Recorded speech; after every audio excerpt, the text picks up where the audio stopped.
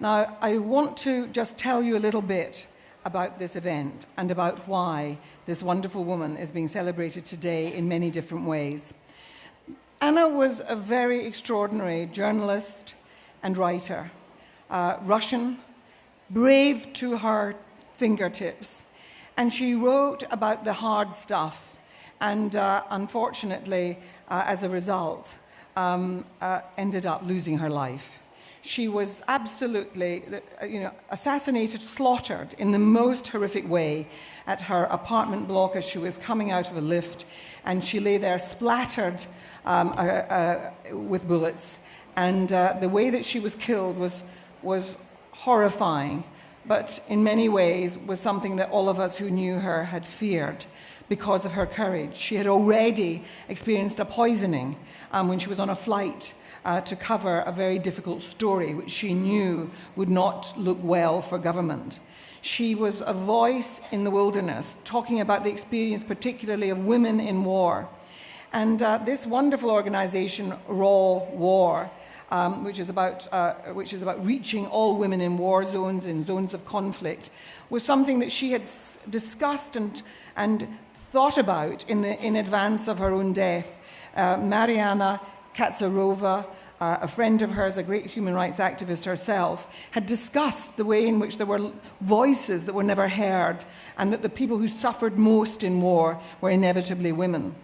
And Anna was covering the whole horrors of what was happening in Chechnya and the war there, and she forfeited her life.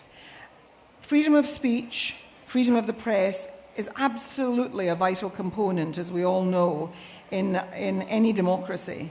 And a democracy that doesn't honour it ends up forfeiting the name of democracy. So this is a day of celebrating her, but celebrating women activists. And an award was created in Anna's name, and we're going to give the award to two fabulous women today, and then they're going to take part in a panel of discussion. The awards were set up because Anna was special, and it was because women activists often do not get the opportunity of receiving the acclaim that they deserve in the world. And so we wanted to do that. I am the patron of this award. I met Anna, in fact, and gave her the pen, the Writer's Award, only weeks before she was killed. And I sat with her and some other women talking to her, and I tried to persuade her not to go back to Russia because I was so afraid of what was likely to happen. And she said she had to. And then, of course, the news of her death came to us all. The award in her name goes to great women. And only last year, on the 7th of October, the anniversary of Anna's death, two women were named as the recipients of the award this time. And today we're giving those awards before we start our panel discussion. We're going to show you a little film, and then Mariana, who really established the award, Mariana Katsarova, is going to come up and introduce you to Anna's sister and then to the two recipients of the awards. So the short film, please.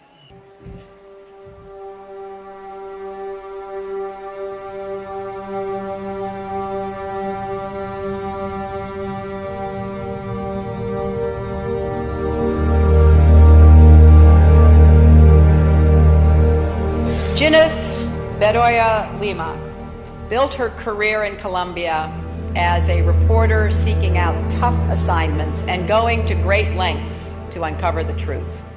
¿Ustedes creen que son muchas las redes que están manejando el tema de explotación sexual de menores?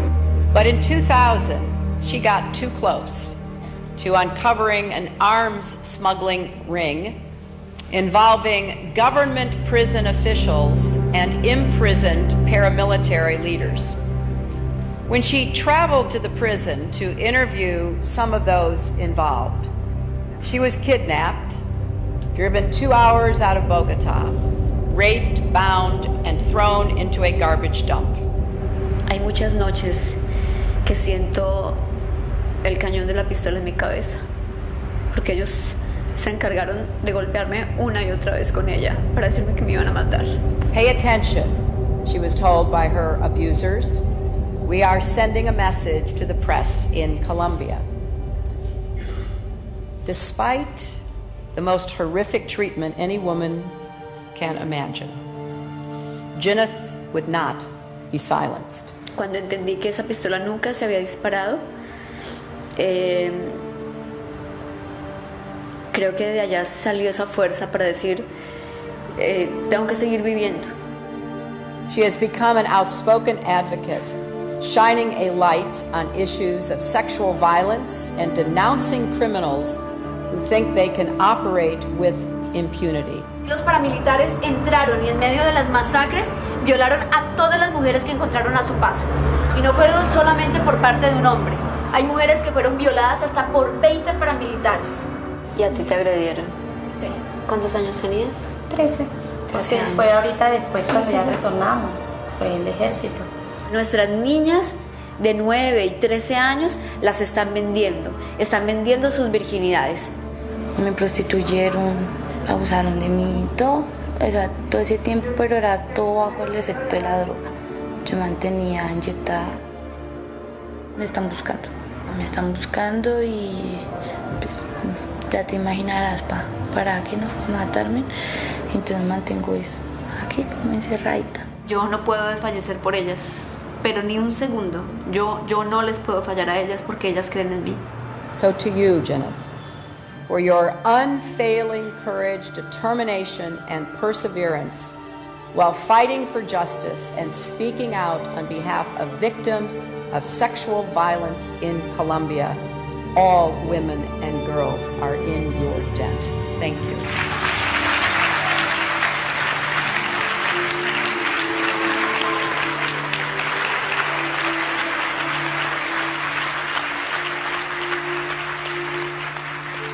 Del conflicto armado que lleva 60 años, solo hay 2 condenas por violencia sexual, 2 condenas. Y creemos que son más de 2 millones de mujeres violadas y solo hay 2 condenas. O sea, tenemos que tomar acción. Tenemos que tomar acción.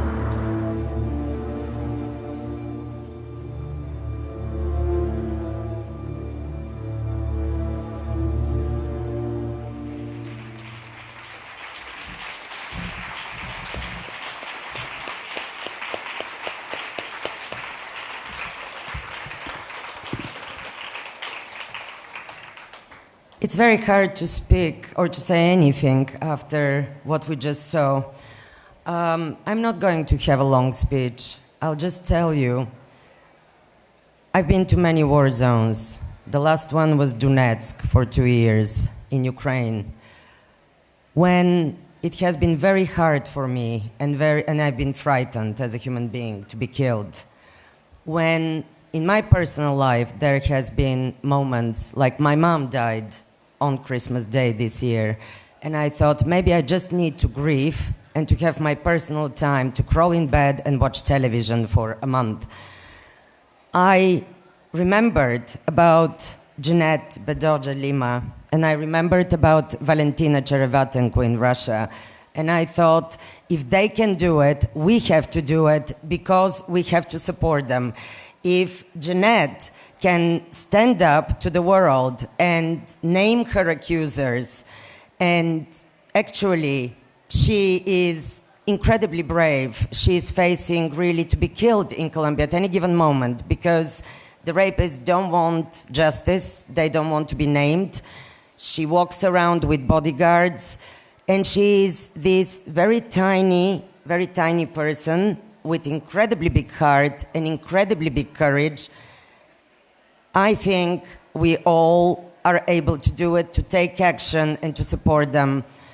Thank you, WOW Festival. Thank you for giving us this precious, powerful, loving moment to have refusing to be silenced here for a 4th year and have incredible women that we share and honor with them.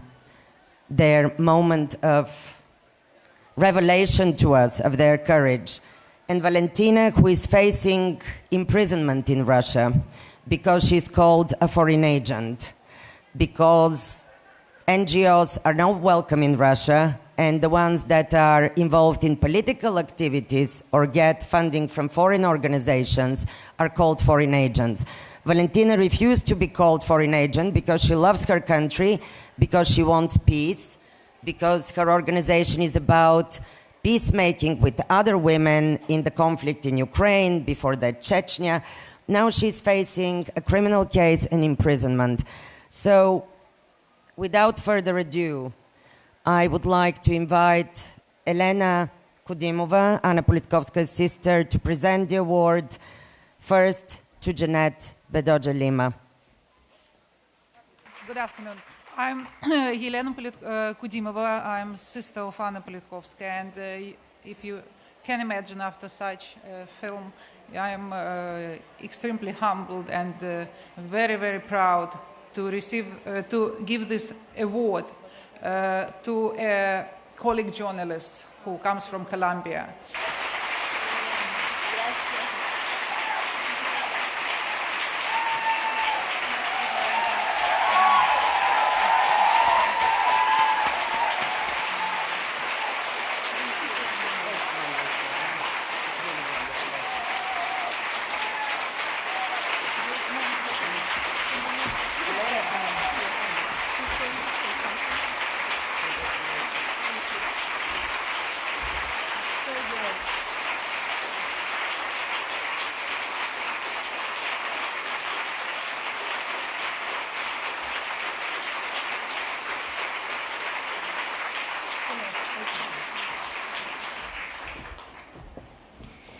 Thank you so much. Thank you, Ana. Mientras estoy recibiendo este premio, una mujer en África, en Siria o en cualquier parte del mundo está siendo violada. En honor a ellas lo recibo. Gracias. Thank you, everyone. Thank you, Anna. Whilst I'm receiving this award here, a woman in Africa, in Syria, or in any other part of the world is being raped. So I accept it in their honor. Thank you. A great supporter of Anna and this award is Lord Frank Judd. Lord Judd is himself a really wonderful human being and a great human rights activist. He was the rapporteur on Chechnya for the Parliamentary Assembly to the Council of Europe, and he knew Anna. And I'm going to ask him to say a few words before we invite up our second recipient, Valentina. Thank you. Like most of us, this is a very moving day for me. I was indeed the rapporteur to the Council of Europe for some years on the conflict in Chechnya.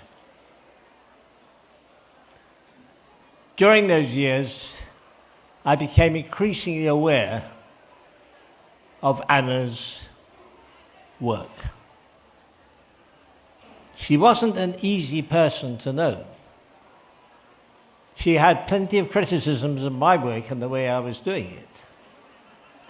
But my God, I always listened and respected those criticisms. Because Russia was a member of the Council of Europe, I had to work with the Russians. And I became more and more uneasy about this. And in the end, resigned because I said I just could not work with them. Anna was a very big part of that decision. There is no doubt in my mind about that. And when I think of Anna, and the great Helena Kennedy has already made this point, when I think about Anna, I think about real courage and real integrity. Very humbling and very challenging. Because I am convinced that Anna knew what was going to happen to her. But she refused to yield.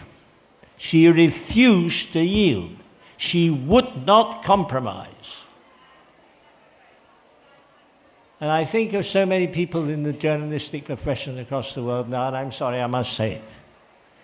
I just wish they would study Anna's life, of what integrity and a commitment to the truth and a refusal to yield in the battle for truth really means.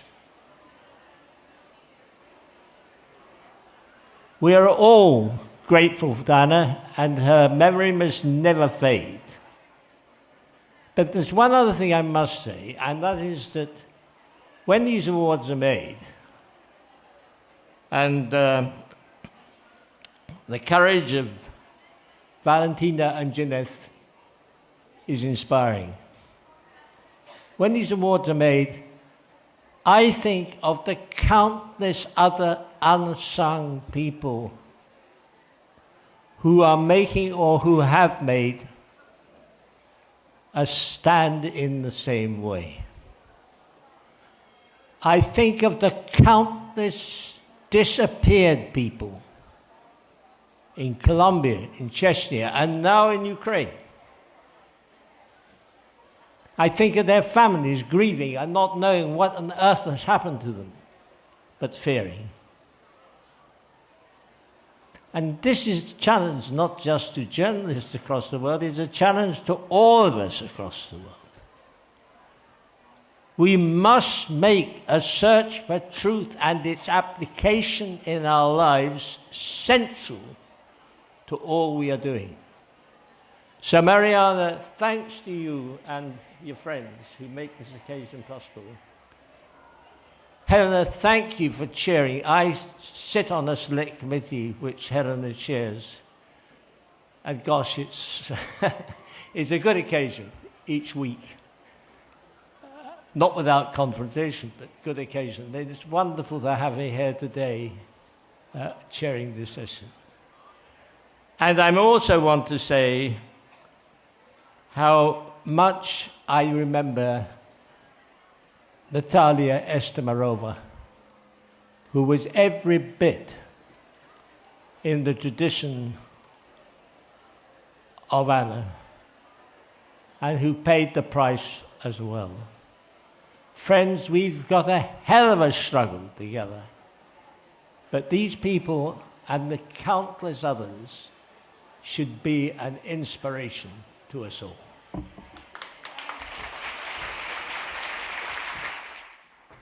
And now for our second award, and it's to Valentina Chevretenko, and I'd like Elena to come back up onto the stage.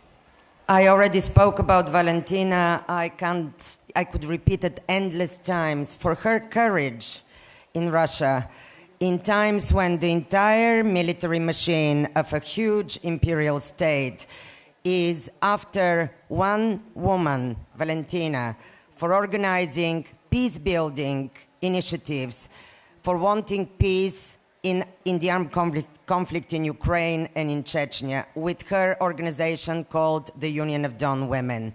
So for her courage, for her bravery, she's getting a special Anna Politkovskaya award. We always give one to one woman every year, and last year we gave two because it was the 10th anniversary of Anna's murder.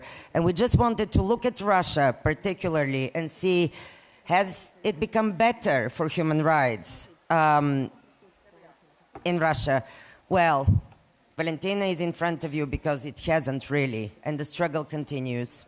I'm very proud and very happy that the special award goes to mine and Anna's compatriot this year.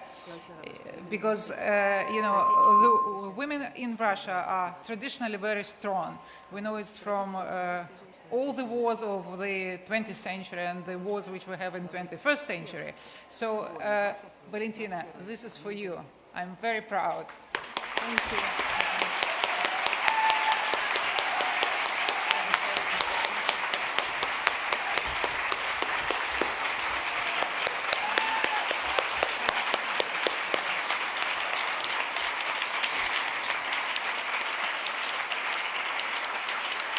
Спасибо. Thank you.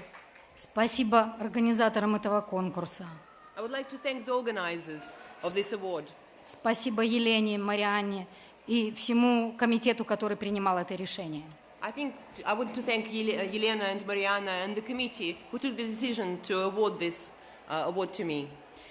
Я хочу сказать всем, кто сидит в этом зале, что женщины Дона борются не против, они борются за. I would like to say to everyone here, to everyone sitting in this auditorium, that women of the Dawn are not fighting against, they are fighting for something. Мы боремся за мир, за человеческое достоинство, за счастье, за то, чтобы женщина была равной в своих правах и возможностях. We are fighting for peace. We are fighting for human dignity, for women to be able to be equal in their rights and in their possibilities and opportunities.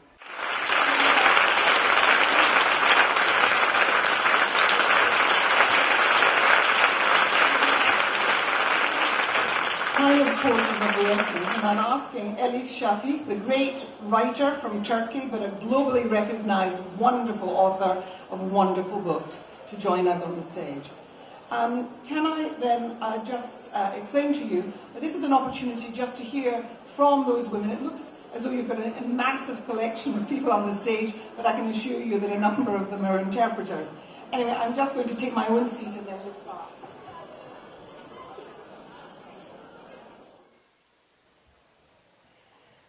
Jeanette, I want to start with you. That was an extraordinary piece of film about the work that you do and that you have done, but also about the way that you paid an incredible price yourself.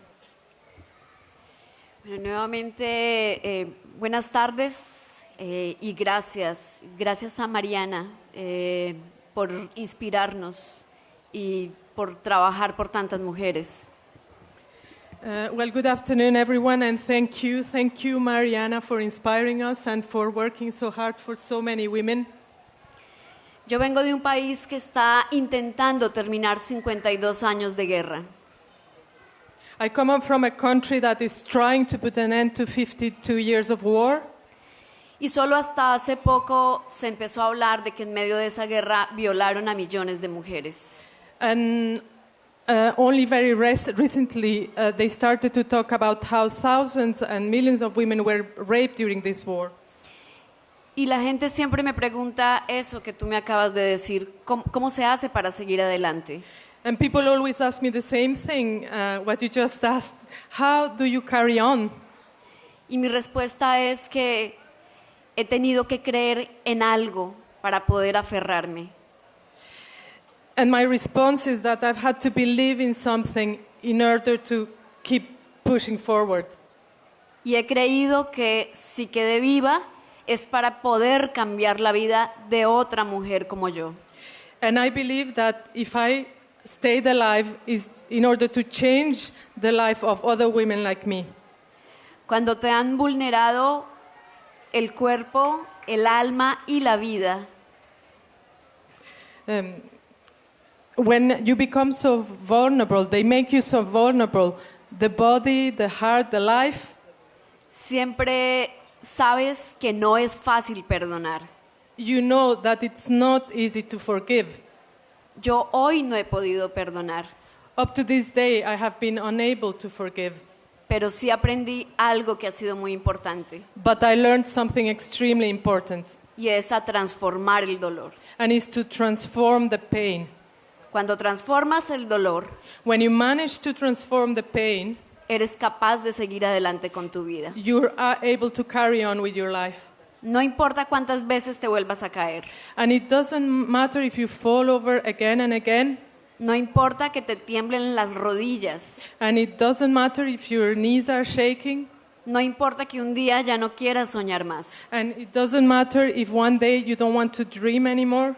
Cuando transformas el dolor, when you transform the pain, vas a encontrar la fuerza aquí. You will be able to find the strength inside of you. Y ya no le vas a tener miedo ni a la muerte ni a nada. And you won't fear death or anything else. Por eso sigo adelante. And that's why I carry on.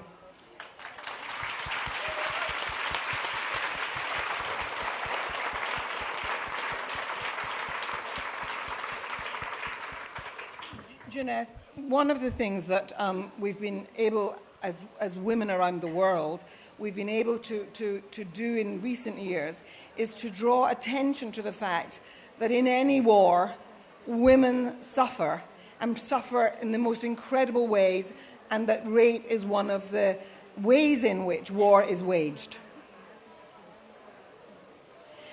And I just wondered about Colombia.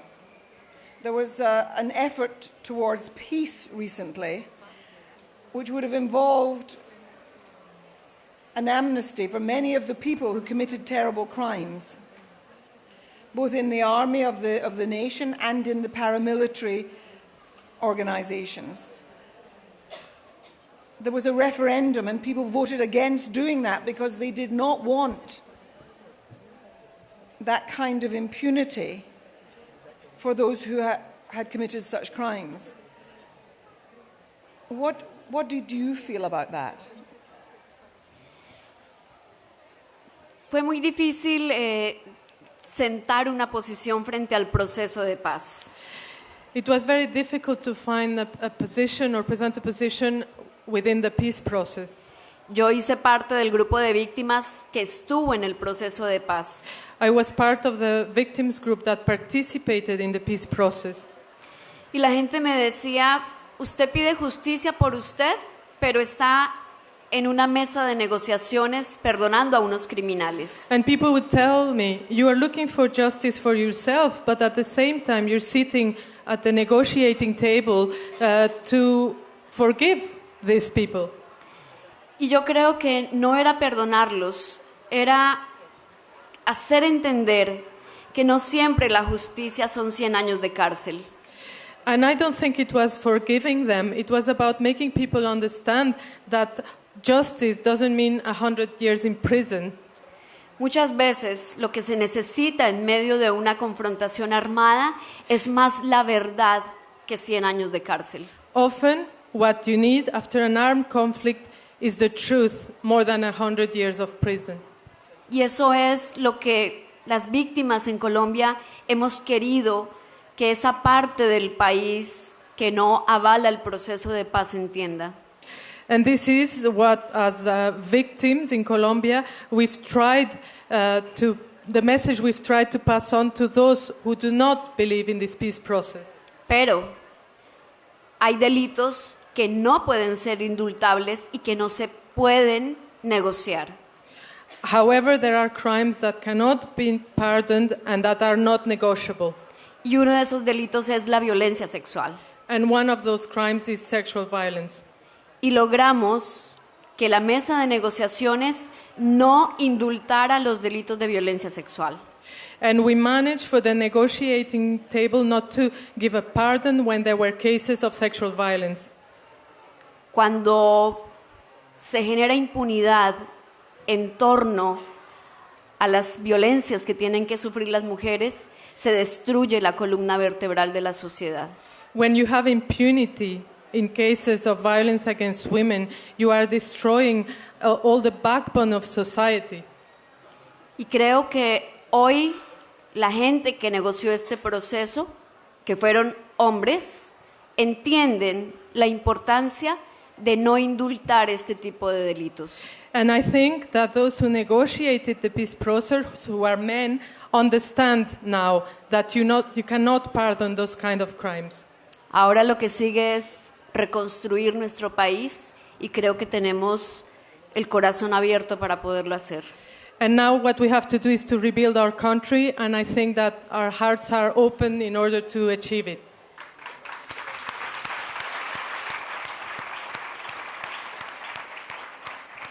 I mean, this is some of the hard stuff that one has to deal with in terms of conflict, the ways in which women suffer in the throes of war, and that whole question that we grapple with about how you find resolution.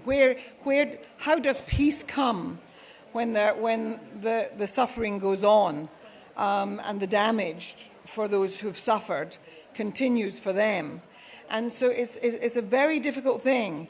Forgiveness is not something that you can talk about in those circumstances. None of us, no people are able to expect forgiveness when you've suffered in the way that someone like Jeanette has suffered. So I wanted to ask you, Valentina, about that. You've been organizing a peace movement in Russia, and you're now being prosecuted. I wanted you to explain to people why the authorities are going after you.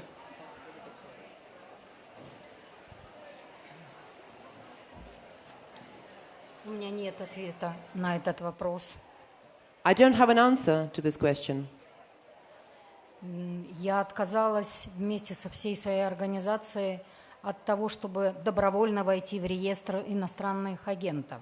Together with my entire organization, I refused to be put on the list of the foreign agent. Я, как и мои коллеги, убеждены, что мы являемся агентами нашей страны, нашей Родины. My colleagues and myself, we are convinced that we're agents, but we're agents of our own country. И когда есть агрессивная политика, и женщины пытаются в этой ситуации искать дорогу к миру, то, наверное, тем, кто принадлежит к партии войны, это невыгодно. But I think when the government is waging an aggressive policy against people, and when the women are trying to find a path to peace, I think people don't like it, the government doesn't like it. Я думаю, что с той стороны много тех людей, которые способны совершить такие насилия, о которых говорит Джанет. And I think on their part, there are lots of people on their side who are capable of committing the kind of violence Jeanette has just told us about. И любая попытка противодействовать этому вызывает у них агрессию. And any attempt to oppose their actions causes aggression. Valentina, one of the things that often happens with authoritarian governments is that any form of dissent is presented as being unpatriotic. And it seems to me that that's what you're presented with. I'm going to buy you a T-shirt that says, "Dissent is patriotic." And I want us all actually to think about that. That dissent is the way in which you keep democracy strong.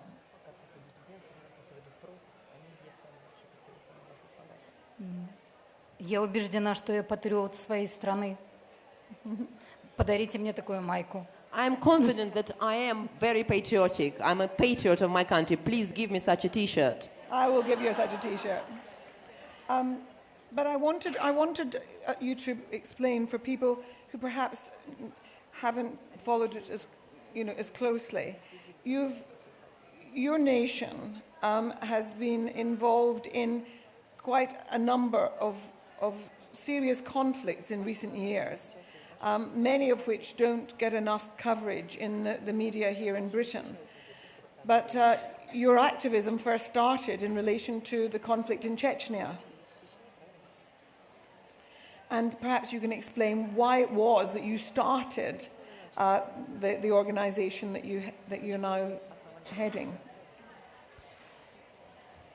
История организации довольно большая, но вот ответ на вопрос «почему?», он все-таки лежит в том, что я мама 2 сыновей, я бабушка 3 внуков.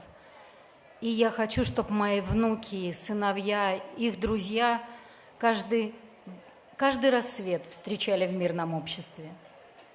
We have a long history, our organization, but I think the key to this question, or the key to the answer to this question, is that I'm a mother of 2 sons and I have 3 grandchildren. And I want both my sons and my grandchildren to wake up every morning and to see a peaceful dawn.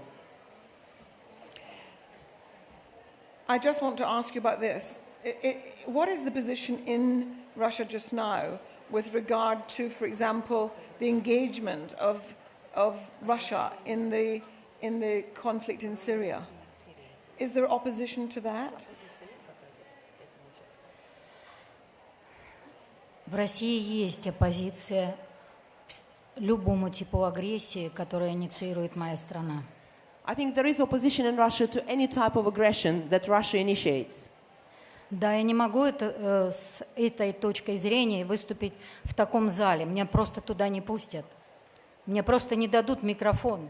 So in Russia, for instance, I couldn't do what I'm doing here, talking in the microphone in front of an audience like this one. I wouldn't be allowed. I wouldn't be given a microphone. Но я не одна. И наша организация тоже не одна.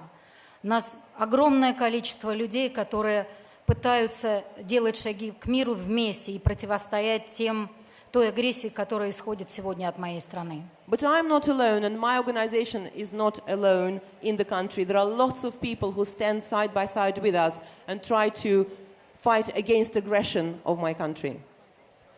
Well, I just want to, on behalf of all of us, say that the very fact of your coming here, no doubt, will be known to the authorities back home. And I want us all to make it very clear that we are in support of what you are doing to bring peace to our world. Please.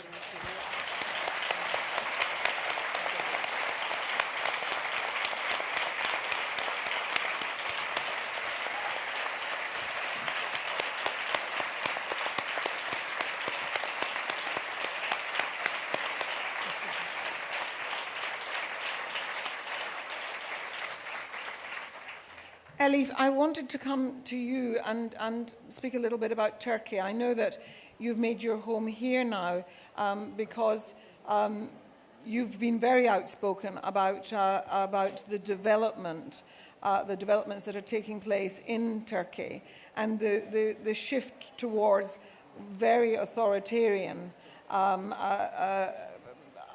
activities towards journalists, towards activists, towards teachers, towards a whole range of people, and the mass arrests that there have been in recent times. And I just wanted you to describe how you're seeing what is now taking place in Turkey, despite the fact that our Prime Minister has been going and making noises about trade deals and so forth, and making Turkey our great new friend once we leave Europe.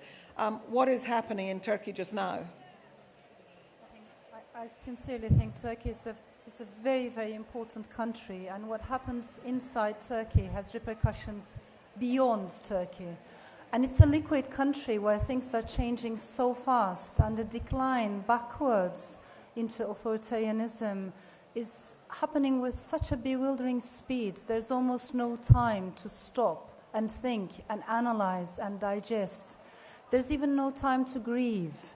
This is a country that has been shaken by so many terrorist bombings, but even in grief we couldn't unite. It's an extremely polarized society.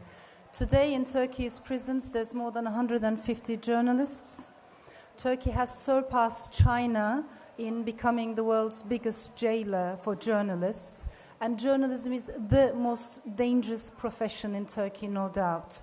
But in addition to journalists, I think every writer, every intellectual, every poet, every academic knows that because of a book you've written, because of something you say in an interview, of a tweet or a retweet, you could instantly be called a betrayer, a pawn of Western powers, demonized in pro-government papers, almost lynched in social media, and then put on trial and imprisoned or exiled, arrested.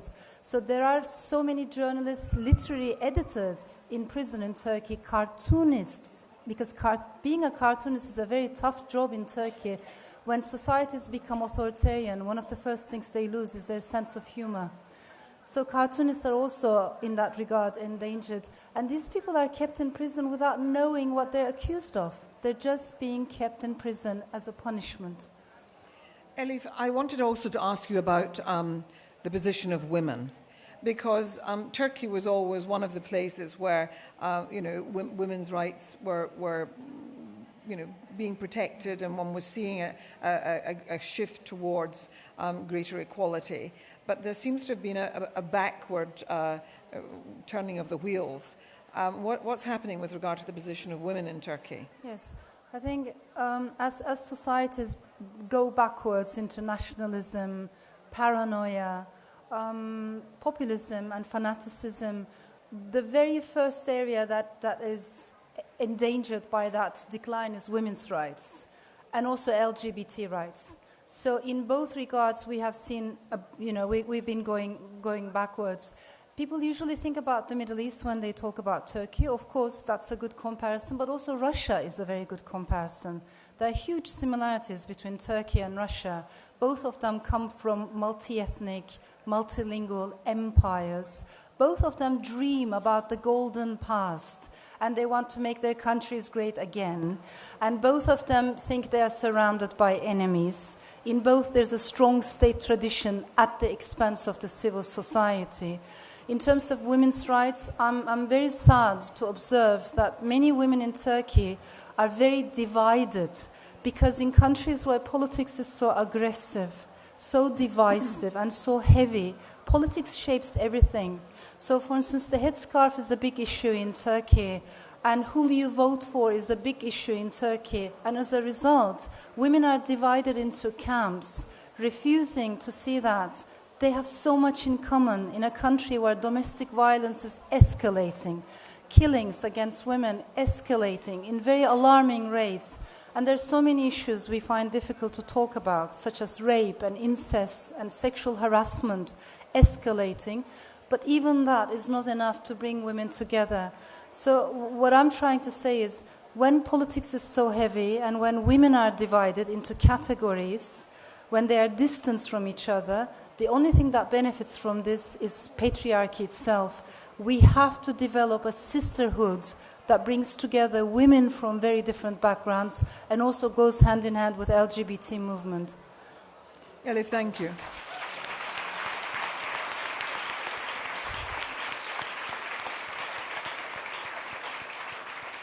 Now, Mariana is herself a very remarkable woman, the woman who's behind organising the prize and so on. But Mariana, for the last 2 years, has been a representative for the UN Human Rights Mission in Ukraine, and herself has a story to tell on the work that she's done. Mariana, how are you seeing the position of women, for example, in Ukraine, where there has been this real conflict over the last number of years? Advances for women or retreats for women? Thank you very much, Helena.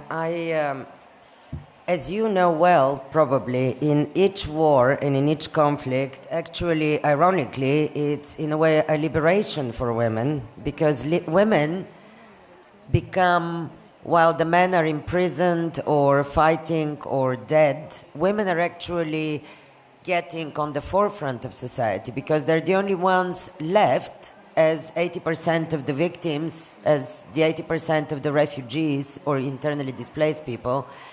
But there are also the journalists, the activists. They also get into the male professions, really, because men are not around. Men are fighting. So it's interesting that I've been thinking a lot about this. When men come back in the end of any war and any conflict, women just go to the kitchen, because they're not even forced into the kitchen, they just go there, because it has been assumed that they have to go into their female place. But you're asking me about Ukraine in particular.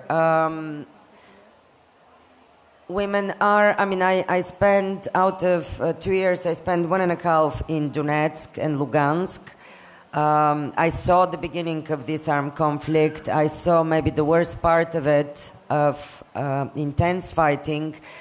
Basically, it's a war like no other war that I've seen. I call it an armed conflict between secret services, really, because in the middle are the civilians who are on both sides. They were in one country, of course, Ukraine, until very recently, before the two self-proclaimed republics appeared, the Donetsk and Lugansk self-proclaimed republics.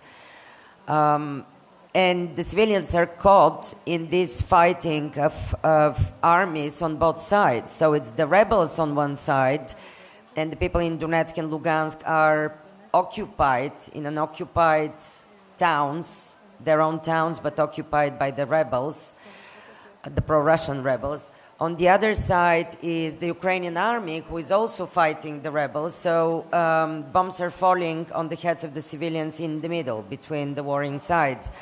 It's a complicated conflict because on one hand, there are a lot of invisible forces. Like, for example, there has been volunteers from Russia coming to fight on the side of the Donetsk Republic, the self-proclaimed republics, who want independence from Ukraine.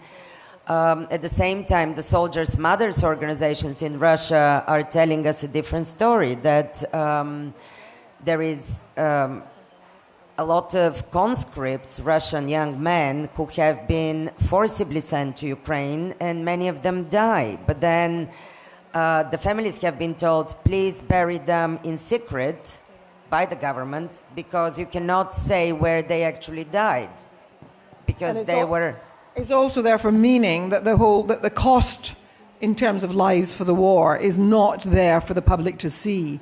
And so the sort of policies of aggression are not being documented in terms of lives being lost, and families are feeling absolutely enraged at the way in which they are not being given a just account. Yes. One of the amazing things that Valentina actually is doing in Ukraine at the moment, and I was privileged, Valentina invited me in Minsk recently. There was a meeting of women from all sides of the conflict in Ukraine, West and Donetsk, to just start this conversation about peace and how are they going to live together and build their society after the conflict.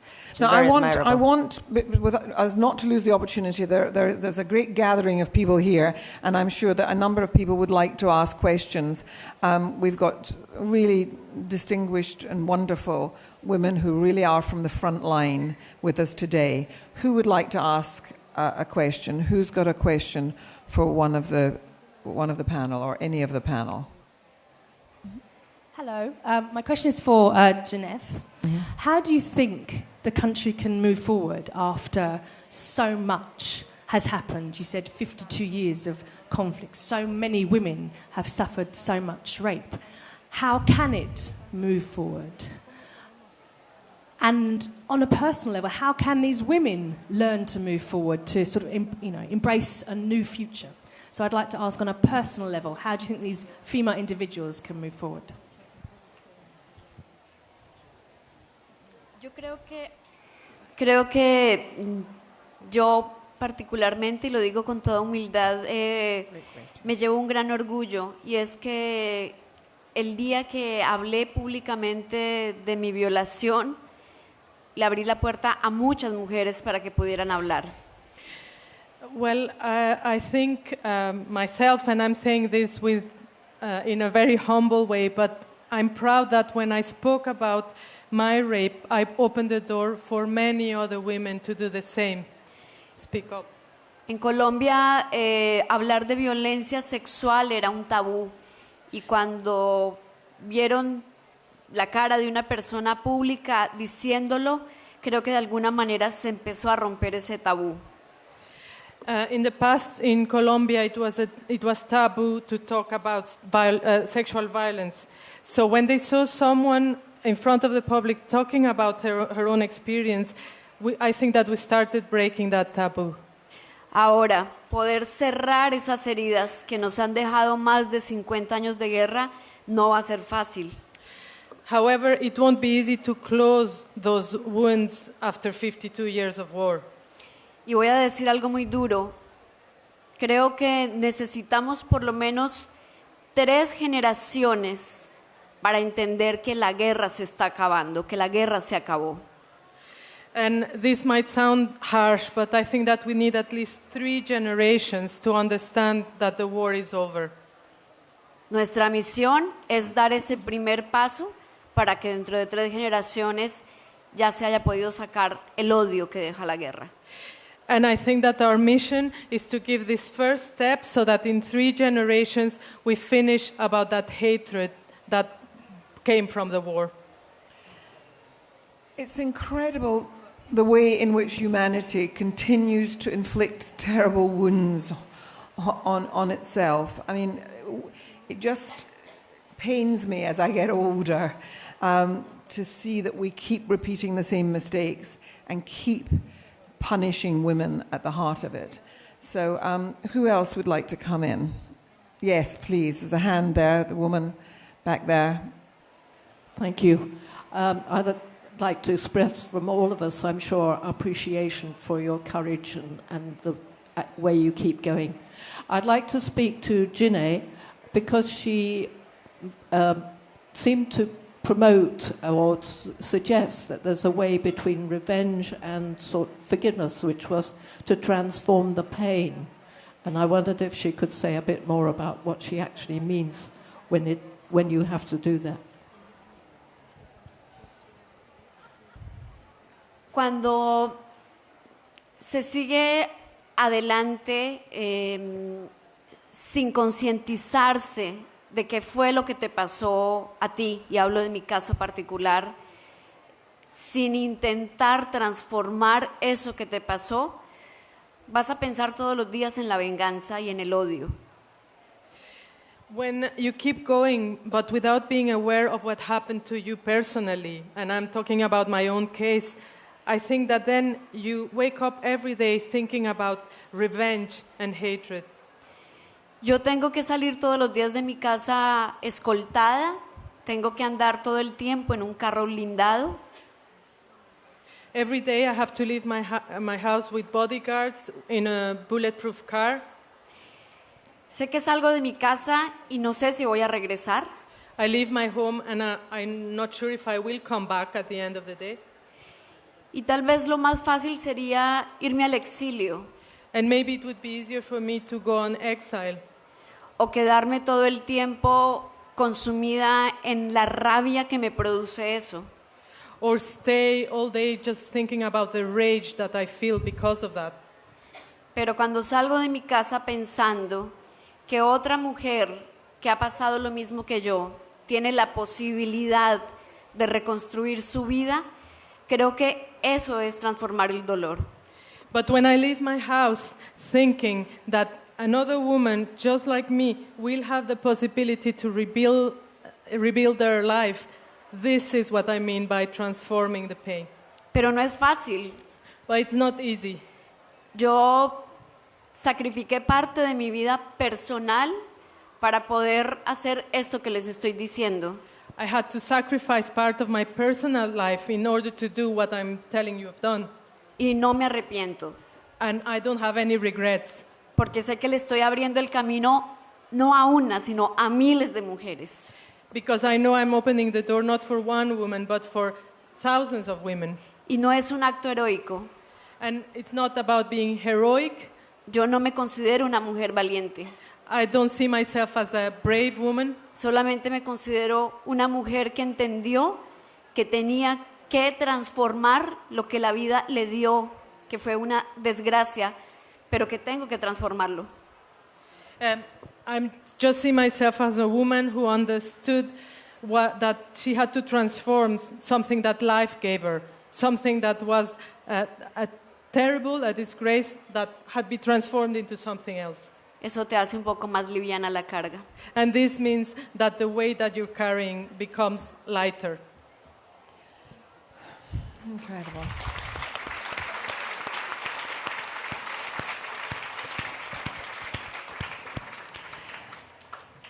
I just want to say, you know, it's so wonderful listening to incredible women talking about how they deal with the terror that is in their lives, because both these women continue to be presented with the threat. It hasn't gone away.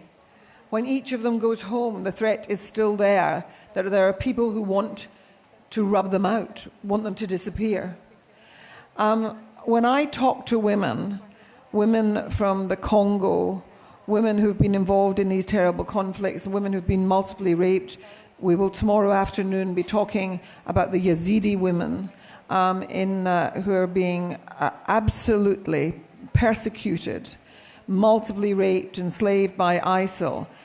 When you talk to the women who experience this, for each woman it inevitably is different. And people deal with pain differently.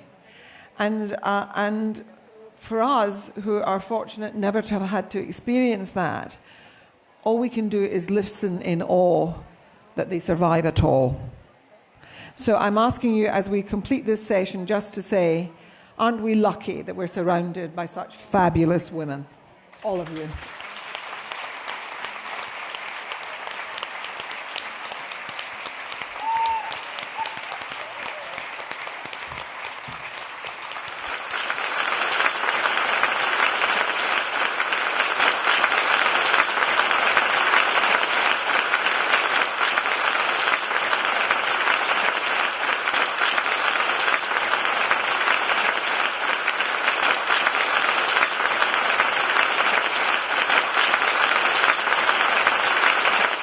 One last word here from my friend.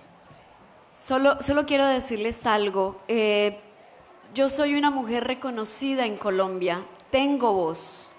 I just want to say something. In Colombia, I'm known. I have a voice.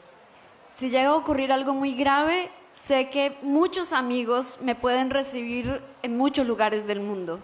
If something terrible happens, I know that many friends all around the world will welcome me. Pero hay miles de mujeres que no tienen la misma posibilidad que yo tengo. But there are thousands of women who do not have the same possibility that I have. Y por ellas tengo que seguir allá. And I have to keep going there for them. Mi voz ya no la van a silenciar. Because they won't be able to silence my voice. No importa que me disparen. Even if they shoot at me. Mi voz ya es la voz de ustedes. My voice is your voice. Por ellas hay que estar allá. And we have to be there for them. And your voices are her voice and her voice. And we all have to be heard on the horrors that are happening to women around the world. Our voices matter. Thank you.